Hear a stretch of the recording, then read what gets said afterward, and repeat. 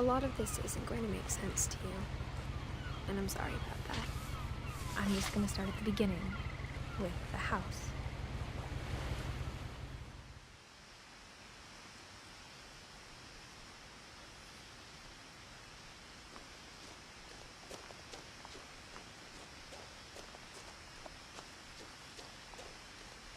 I lived here until I was 11, but I wasn't allowed inside half the rooms.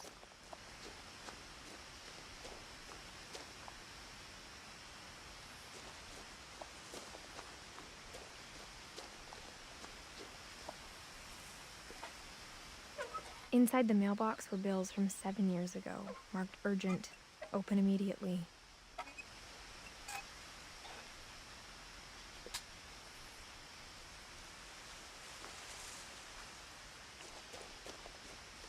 I hadn't been back since my brother Lewis's funeral.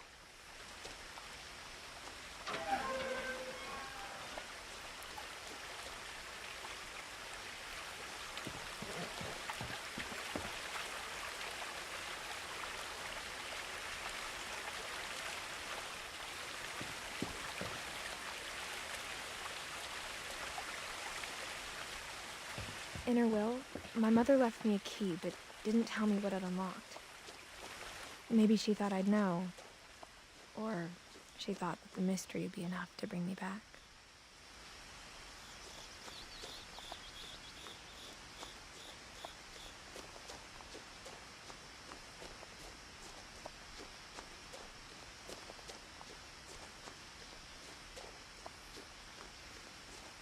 No one had driven this way in a long time, but I saw a few hoof prints.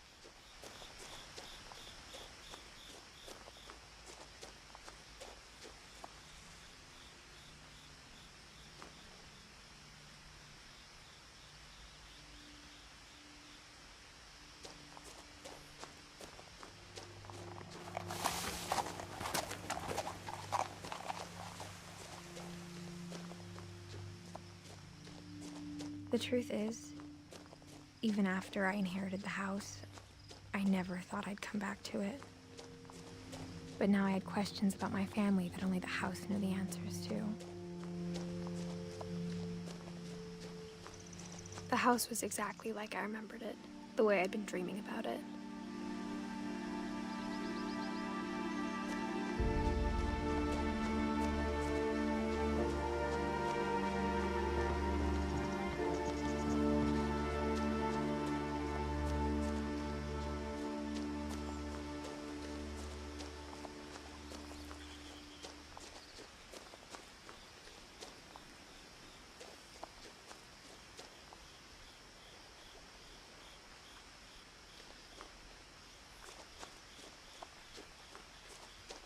I asked Edie once about the dragon in the pond. She said it had killed her husband. I was 6. It seemed like an odd joke to me, even then.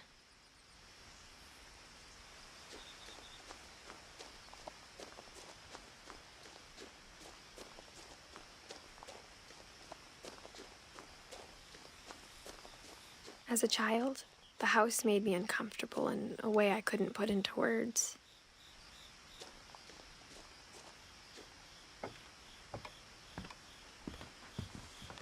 Now, as a 17-year-old, I knew exactly what those words were.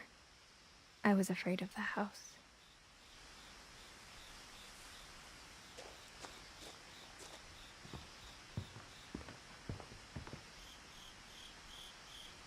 I hoped the key might unlock the front door.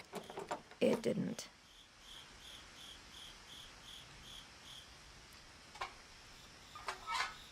Looking in, I felt like the house itself had been waiting for me.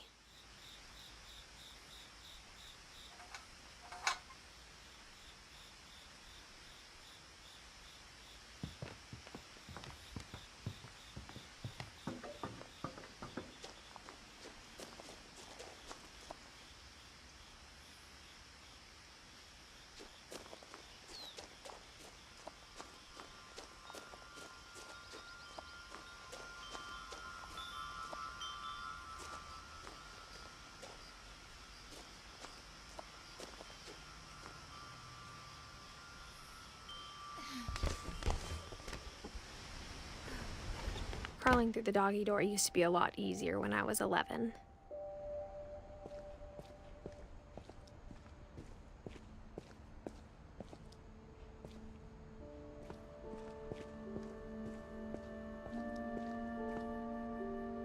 The power had been turned off the night we left.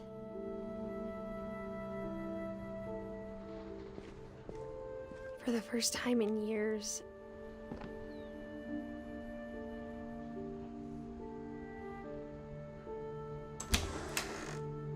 I felt like I was home.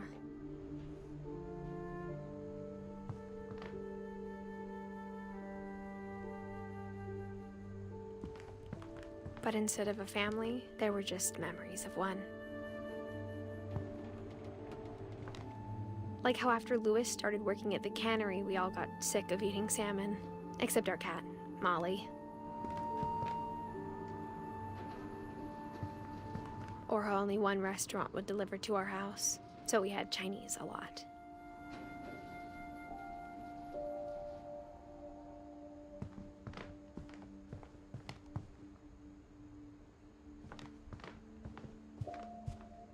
The table was still a wreck from the night we left.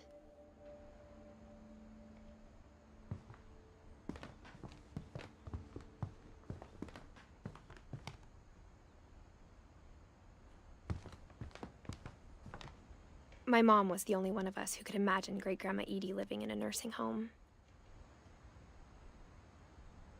It was like a bomb had gone off, killing everyone but sparing the furniture.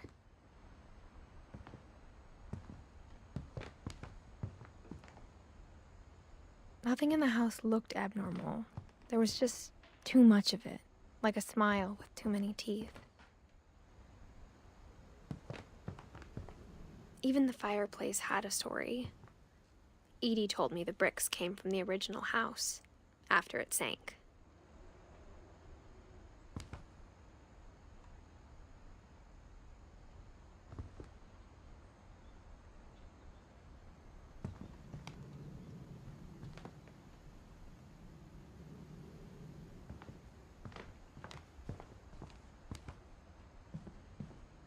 Mom always told me to stay out of the basement, so I wasn't too surprised when the key didn't fit.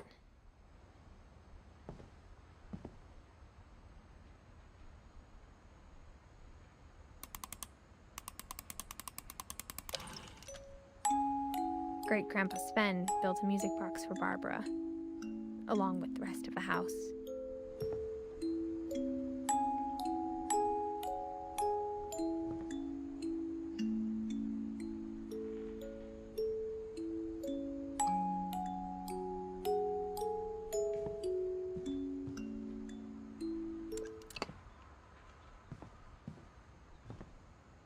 A lot of things got left behind in the whirlwind of that last night.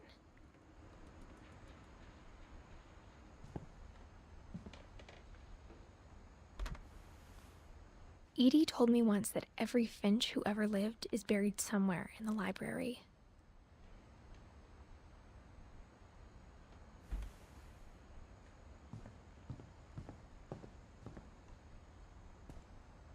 After Milton disappeared, Mom sealed up all the bedrooms. Then Edie retaliated and drilled peepholes.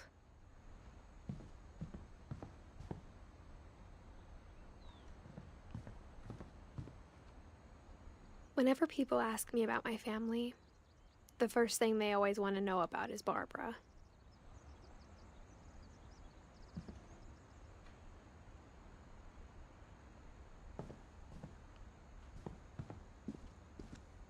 Mom must have locked the third floor stairs on the night we left.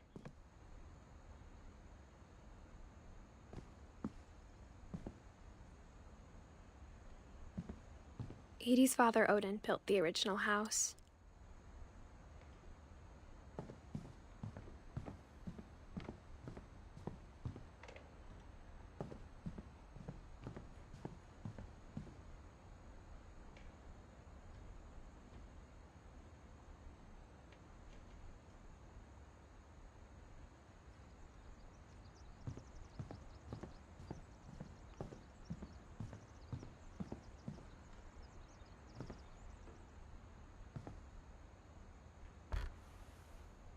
The last time I was in Edith Sr.'s room, I was 10 and she was painting my portrait.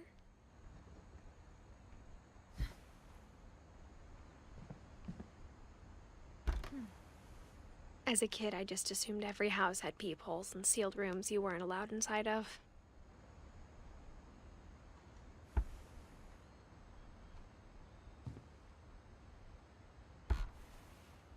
My Grandpa Sam spent 7 years sharing a room with his dead brother, Calvin.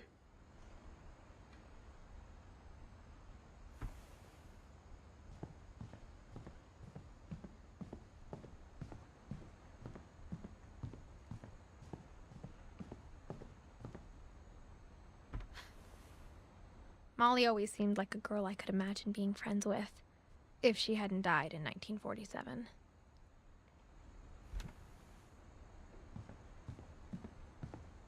I spent a lot of time playing in Great Uncle Walter's room. I think my mom sometimes regretted not sealing it up.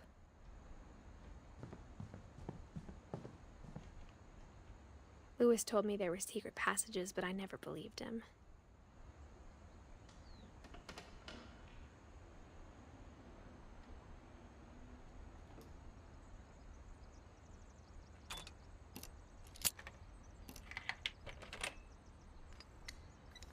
Turns out, my mom was really good at keeping secrets.